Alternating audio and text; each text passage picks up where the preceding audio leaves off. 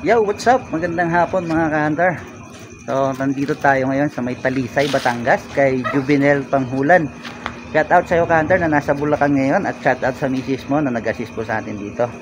So, nandito tayo ngayon ka-hunter dahil meron tayong kukuhaning labuyo at ito po ay order ng isa nating ka-hunter na si ka-hunter Punong Ministrong Motovlog.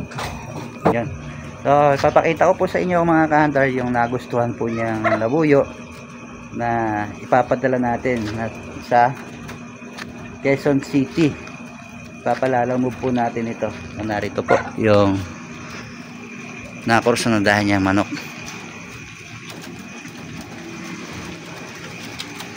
Yan pong tandang na yan,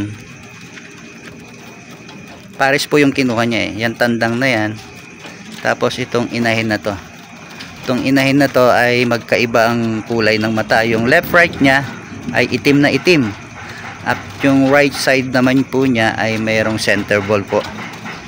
So ito po yung mga labuyo ni ka-hunter Juvenel Panghulan. Yan. So ito mga ka-hunter, available pa ito. Tapos itong tandang dito at yung inahin doon. Ito po kasi may sakit kaya hindi natin mapasama. Ayan.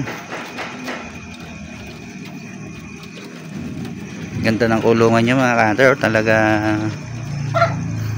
safety.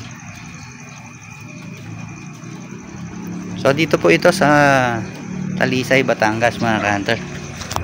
Ayan, thank you so much. And yun, bumalik na po pala yung ads na sa ating Facebook page. May patalastas na naman po yung ating video.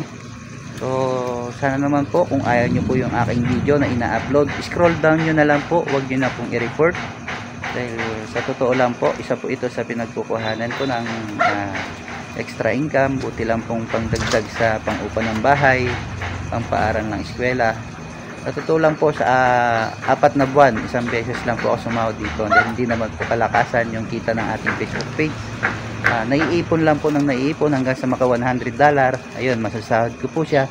Kung magkano lang po yun, 5,000. So please po mga ka-hunter, sa mga may ayaw po sa aking ina-upload na video, skip nyo na lang po mga ka-hunter para hindi nyo na po i-report. So yun lang po mga ka-hunter, maraming salamat.